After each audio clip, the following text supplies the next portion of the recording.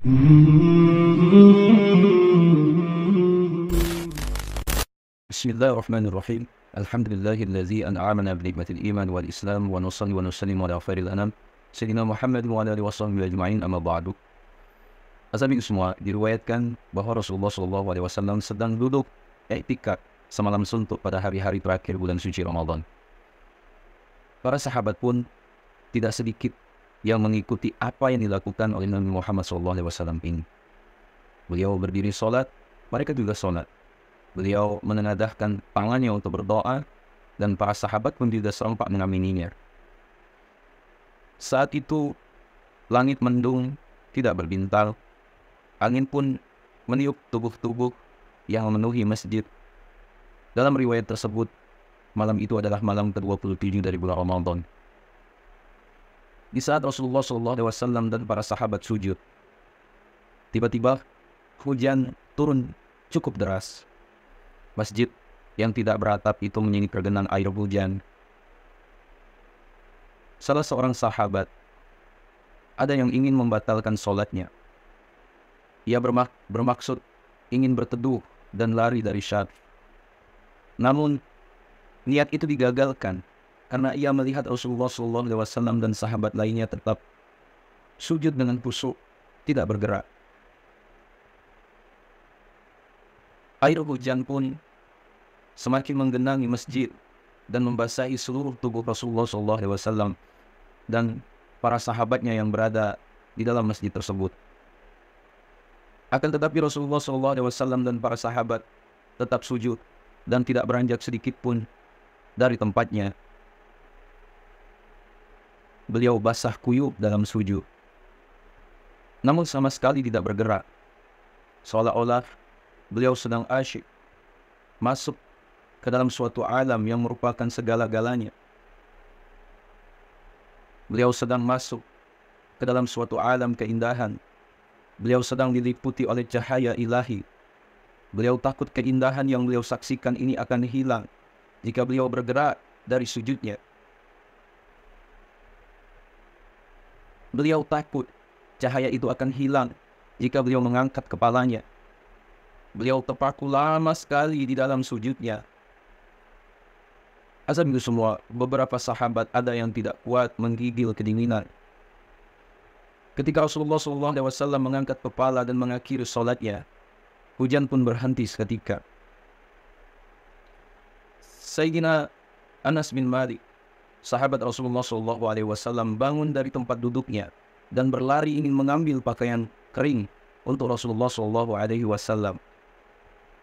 Namun beliau pun mencegahnya dan berkata, "Wahai Anas, janganlah engkau mengambilkan sesuatu untukku. Biarkanlah kita sama-sama basah. Nanti juga pakaian kita akan kering dengan sendirinya." Sayyidina Anas pun duduk kembali dan mendengarkan dengan seksama cerita Rasulullah SAW mengapa beliau begitu lama bersujud. Masya Allah, asal semua. Ternyata ketika tadi Rasulullah SAW dan di saat hujan mulai turun, di saat itu pula malaikat di bawah pimpinan malaikat Jibril turun dalam keindahan dan bentuk aslinya. Mereka berbaris rapi dengan suara gemuruh tasbih dan tahmid. Mereka bergema di langit dan di bumi, serta alam semesta saat itu dipenuhi dengan cahaya ilahi. Inilah yang membuat Rasulullah SAW terpaku menyaksikan keindahan dan cahaya yang sama sekali tidak pernah dilihat oleh mata. Gema tasbih dan tahmid malaikat yang tak pernah didengar oleh telinga, dan suasana yang tidak pernah bisa dibayangkan oleh pikiran manusia. Asal itu semua, itulah Lailatul Qadar. Tahukah kalian apakah Lailatul Qadar? Lailatul Qadar yang sesaat itu lebih baik daripada 1000 bulan. Di malam itu, para malaikat di bawah pimpinan malaikat Jibril turun atas izin Allah Subhanahu wa Ta'ala. Mereka menebarkan kedamaian, keselamatan, kesejahteraan, dan mengatur segala urusan. Mereka menyampaikan salam sampai terbit fajar ke seluruh semesta alam. Asabiku semua yang dimuliakan Allah, sekarang kita sudah hampir mencapai puncak terakhir dari bulan Ramadan. Dan di puncaknya lah kita mendapatkan pembebasan dari api neraka. Pada malam-malam terakhir, para malaikat turun dari langit untuk menaburkan kasih sayang Allah Subhanahu wa Ta'ala kepada para hambanya dan menyampaikan salam kepada kaum beriman hingga terbitnya fajar. Itulah yang dinamakan Lailatul Qadar, malam yang lebih afdal daripada 1000 malam.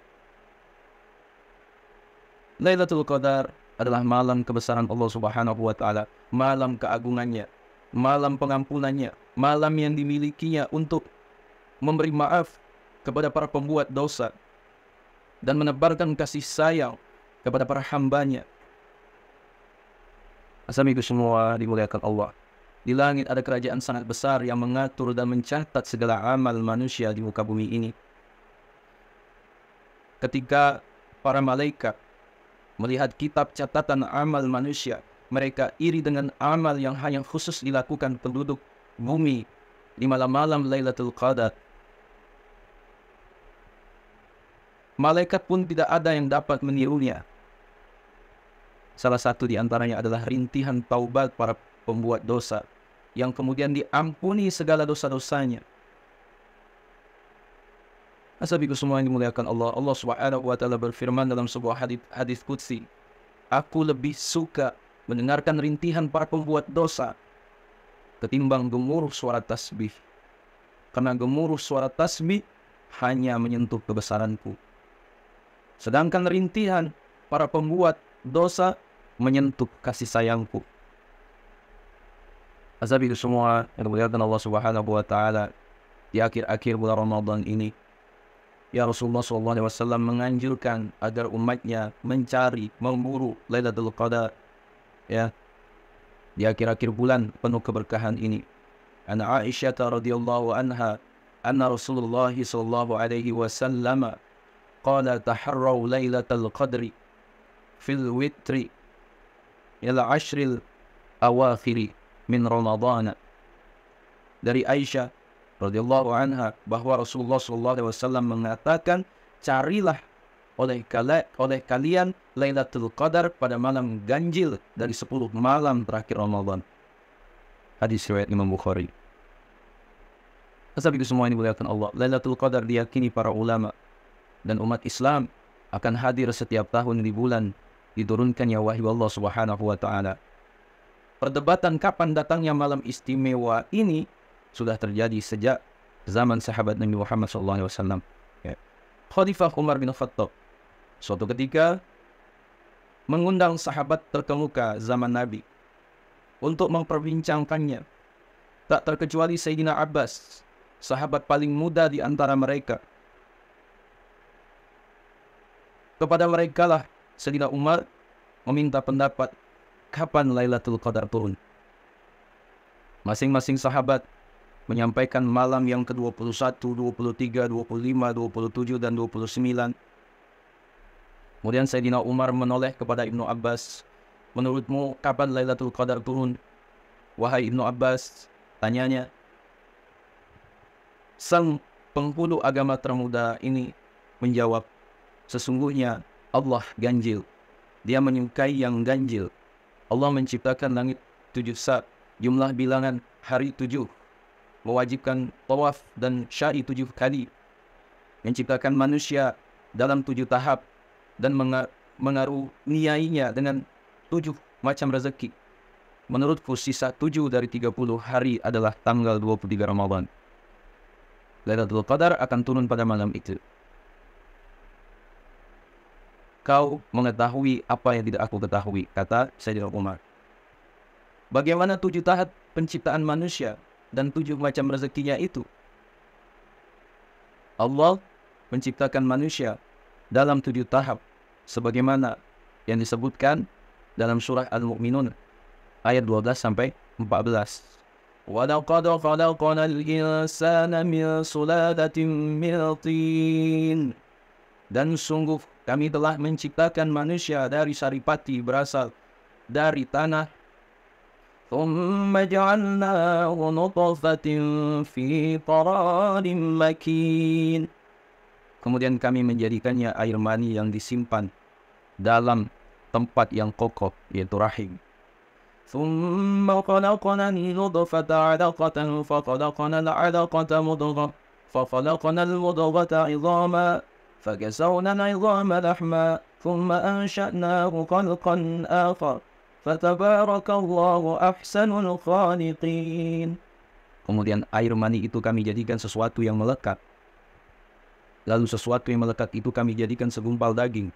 Dan segumpal daging itu kami jadikan tulang belulang. Lalu tulang belulang itu kami bungkus dengan daging. Kemudian kami menjadikannya makhluk yang berbentuk lain. Maha suci Allah, pencipta yang paling baik. Sedangkan 7 macam rezekinya terdapat dalam surah Abasa ayat 27 sampai 32. فَأَنْبَتْنَا فِيهَا حَبًّا وَعِنَابًا وَقَضْبًا وَزَيْتُونًا وَنَخْلًا وَحَدَائِقَ غُلْبًا وَفَاكِهَةً وَأَبًّا. Sayyidina Umar terdiam. Pendapat Ibnu Abbas bukan satu-satunya dan tidak mesti diikuti. Kita boleh memilih sesuai harapan dan keyakinan terhadapnya. Ashabiku semua dimuliakan Allah, kehadiran Lailatul Qadar tidak diberitahukan. Para ulama mufassir pun memaknai betapa besarnya kasih sayang Allah kepada hambanya.